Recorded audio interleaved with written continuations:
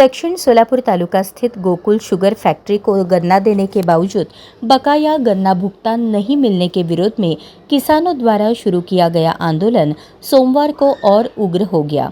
पिछले 15 दिनों से कलेक्टर कार्यालय पूनम गेट के सामने अनिश्चितकालीन धरना आंदोलन जारी रहने के बावजूद कोई ठोस निर्णय नहीं होने से नाराज किसानों ने धर्मवीर छत्रपति संभाजी तालाब पर सामूहिक जल समाधि आंदोलन का रास्ता अपनाया।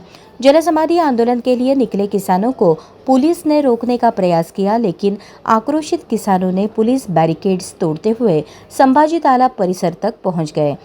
इस दौरान कई किसान सीधे तालाब के पानी में उतर गए और जल समाधि लेने का प्रयास किया, जिससे पूरे क्षेत्र में हड़कंप मच गया। घटना की गंभीरता को देखते हुए पुलिस आयुक्त, अपर जिलाधिकारी, तहसीलदार समेत वरिष्ठ अधिकारी मौके पर पहुंचे। अधिकारियों ने आंदोलनकारी किसानों से बातचीत कर संबंधित शुगर फैक्ट्री के खिलाफ नियमानुसार कार्रवाई करने तथा किसानों के बकाया गन्ना भुगतान के मुद्दे पर तत्काल कदम उठाने का आश्वासन दिया। इस बीच सोलापुर के पालक मंत्री जयकुमार गोरे ने भी फोन कर किसानों से संवाद किया। उन्होंने किसानों को भरोसा दिलाया कि बकाया गन्ना भुगतान दिलाने के लिए शासन स्तर पर हर संभव प्रयास किए जाएंगे। प्रशासन और पालक मंत्री के आश्वासन के बाद तालाब में उतरे किसानों ने अपना जल समाधि आंदोलन फिलहाल स्थगित कर दिया। हालांकि किसानों ने चेतावनी दी है कि यदि जल्द से जल्द गन्ना भुगतान का मुद्दा हल नहीं हुआ तो इससे भी अधिक उग्र आंदोलन किया जाएगा।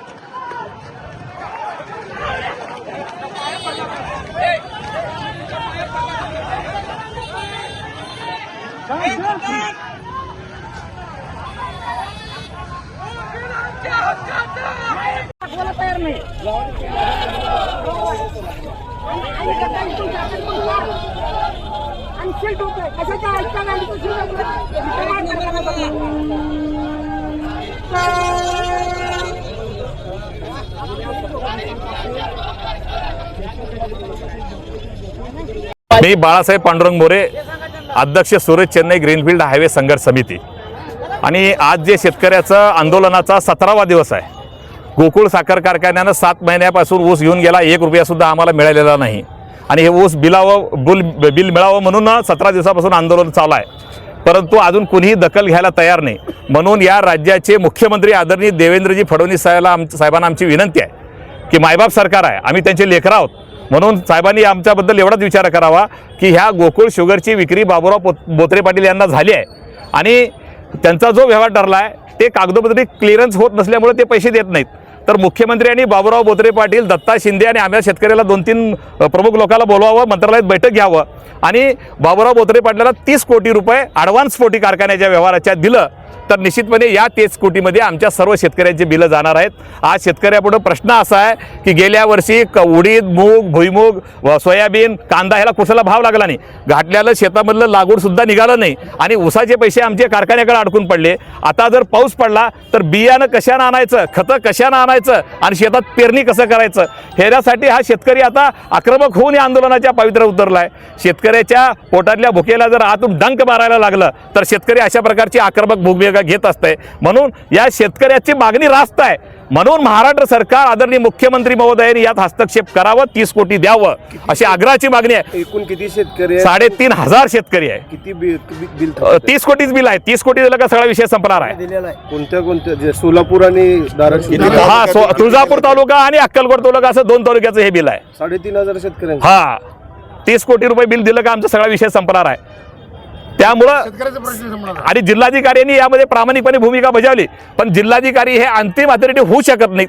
काही निर्णय घेणं त्यांना मर्यादा येतात. काय आश्वासन दिलं जिल्हा? त्यांनी फक्त काय की RRC खाली मी कारवाई करतो, कारखान्यावर जप्तीची कारवाई करतो, त्याचा निलावा काढतो, विक्री करून पैसे जमा करतो आणि मग तुमचे देतो.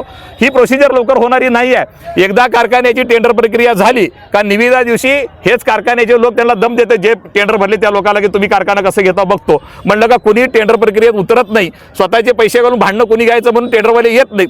कारखाना प्रक्रिया एकदा रद्द झाली की परत दुसरी प्रक्रिया पुढची तारीख यायला 4 महिन्याचा कालावधी लागतो. मग हे RRC मधून शेतकऱ्याला काहीच मिळणार नाही. बरं, आज केंद्र सरकार, राज्य सरकार एकोका कारखान्याला 200-200 कोटी रुपयाचं पॅकेज देऊ लागलंय. आम्हाला तर पॅकेज नको, आमच्या हक्काच्या बिलासाठी 30 कोटी द्यावं. कारखाना कोणत्या राजकीय व्यक्तीचा आहे का? हे बघा, तो राजकीय व्यक्तीचा असो नाहीतर कुठल्या खासगी व्यक्तीचा असो, प्रश्न आमच्या पोटाचा आहे. पोटासाठी आम्हाला भूक लागली, आम्ही सरकारकडे ओरडतो, आम्हाला जीव घाला, पाणी द्या, एवढंच आमचं म्हणणं आहे. कारखान्याला कुठं पैसे द्या म्हणतो? पैसे साखर आयुक्ताकडे द्या, कारखान्याकडनं यादी बघून घ्या आणि आमच्या डायरेक्ट खात्यावर जमा करा. त्यामुळे कारखान्याला रोख पैसे देण्याचा प्रश्नच येत नाही ना. पण मार्ग काढण्यासाठी सरकार यामध्ये मध्यस्थी करावी आणि मुख्यमंत्री महोदयांनी यामध्ये जर त्यांची इच्छाशक्ती असेल तर 5च मिनिटात हा प्रश्न मिटणार आहे आणि या संपूर्ण शेतकऱ्याचा आशीर्वाद त्यांना मिळणार आहे, या सरकारला मिळणार आहे. आणि मुख्यमंत्र्यांनी हा प्रश्न मिटवला तर तमाम शेतकऱ्याच्या वतीनं आम्ही त्यांचं अभिनंदन करतो आणि त्यांना मनापासून धन्यवाद देतो. आणि शेवटी सांगतो, उन्हातानात उपाशा पोटी निघाल्या या दिंड्या ऊस बिलासाठी, मग मंत्रालयात बसलेला आदरणीय मुख्यमंत्री आमच्यासाठी जरासा का येत नाही सावली घेऊन इकडे यासाठी, एवढंच आम्हाला म्हणायचं आहे. 7 महिने झालं आणि 1 रुपयाही दिलं नाही. शेतकऱ्याच्या घरावर नांगर फिरवणारी अवलाद आहे मंत्री, जंत्री, कारखानदार. आणि ह्या शेतकऱ्याच्या मोर्चाला एकही पुढारी, चालू पुढारी, आमदार, खासदार, साखर मंत्री, मंत्री कोणच आलं नाही. म्हणजे शेतकरी, आणि वरून म्हणायचा शेतकरी हा देशाचा पोशिंदा आहे म्हणायचं. कशाहून पोशिंदा? त्याच्या घरावर नांगरा फिरवले, त्यांचे लेकरं बाळा रस्त्यावर आले, तरी बी या सरकारला जाग येत नाही. नालायक सरकार आहे. ह्याला विरोधक देखील त्याला पैसे खाऊन का बसतात. आणि चालू आमदार तर फिरत देखील नाही तिकडे. मोर्चा चालले, चल द्या, मतदानाच्या वेळेस घरोघरी जाऊन पाया पडतात आणि पैसे देतात, बकरी देतात. ही शेतकऱ्याला भूलथापा करवले. आंदोलनाचा कितवा दिवस आहे? आज आंदोलन 17वा दिवस आहे. आणि आज कुठे आलात तुम्ही? आज कंबर तलावात आला, बुडून मरावतर म्हणून.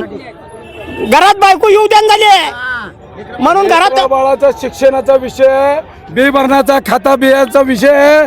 आज अक्षरशः आम्ही कार्यक्रम लोकांपासून व्याजनं काढून पैसे कार्यक्रम केलेले आहेत लेकरा बाळाचे. आज पूर्णपणे आम्ही देशोधडी, म्हणजे आम्हाला कुठं जागा सुद्धा राहिली नाही. कुणा सावकारापाशी पैसे घ्यावं मला तर जागा राहिली नाही. आज ना एकदम म्हणजे आत्महत्याशिवाय पर्यायच राहिलेला नाही दुसरा मार्गच. ह्या सरकारला एवढं कसं कळवळ लागेल ना. आज तळतळीनं आम्ही ह्या रस्त्यावर उतरलो. एकाची सुद्धा कशी दया माया नाही हो. ह्या जबाबदार कोणाला धरतो? आम्ही या प्रशासनाला धरलो. प्रशासन बघायला तयार नाही आमच्याकडे. का बरं? आमचा हक्काचं बिल आहे, आम्ही भीक मागतो काय? आम्ही ऊसाचं बिल मागतोय, केवळ आम्ही हे काय करत नाही. बरं, ते तर कळायला पाहिजे या सरकारला. त्याला का बरं दत्ता शिंदेला अटक केलं जात नाही किंवा का धरलं जात नाही? त्याला 24 तासात बदला मार्ग आर्यरची सांगतात. आर्यरची कशाची? आर्यरची हिथं त्याला नियमानं का बरं ताबडतोब धरून शेतकऱ्याचा प्रश्न काय मिटवत नाहीत? शासन का मागं घालतंय, पाठीशी घालतंय शासन? हे लक्षात ठेवा. आजपर्यंत 17 दिवस झालं बसलो. एक तर शासनानं आम्हाला येऊन मधला तोडगा काढायला पाहिजे का नाही? एक सुद्धा मधला तोडगा. बाबा तुमचे लेकरं बाळा, आज शिक्षणाचा प्रश्न आहे, आज याचा प्रश्न आहे, एकही आम्हाला मार्ग लागायला तयार नाही. शेवट पेरणीमध्ये आता लेकरं बाळाला शिक्षण आहे, शिक्षणाचे पैसे भरायचे कुठनं? कारखान्याचं मालक तर ते गाठ पडायलाच तयार नाही. आई घाला त्यानं कुठं काय काय. हे बघा 7 महिने झालं कारखान्यात ऊस बिल नेऊन. कोणाचं 7 लाख आहे, कोणाचं 10 लाख आहे, कोणाचं 14 लाख आहे, कोणा माझं स्वतःचं 16 लाख रुपये बिल आहे. आज 17 दिवस झालं. रात ना दिवस आम्ही इथं जाऊ. कोणचे पैसे झाले येते ते बघते ते जाते. कोण काहीच बोलायचं नाही. कोणी बी येईल नाही झालं ते कोण करेल झालं. पाण्यात उन्हात तुम्ही बसला एवढा दिवस, तुमची दखल कोणी घेणं झालं, कोणी घेणं झालं. पालकमंत्री कोण आमदार नाही, सगळे पालकमंत्री सोलापूरमध्ये पालकमंत्री बी नाही, कोण आमदार बी नाही, कोण खासदार बी नाही. शेतकरी पैसे सोलापूरमध्ये आलेच नाही. तिथे आज बसतील त्यांच्या ह्याच्या ऑफिसमध्ये सोलापूरमध्ये. आम्ही बसला उन्हामध्ये येतो शेतकरी. पुढचं पाऊल काय घेणार आहे तुम्ही? याचं पुढचं पाऊल दिल्याशिवाय आम्ही हे करणार नाही. पुढे आणि का होईल ते होईल ते.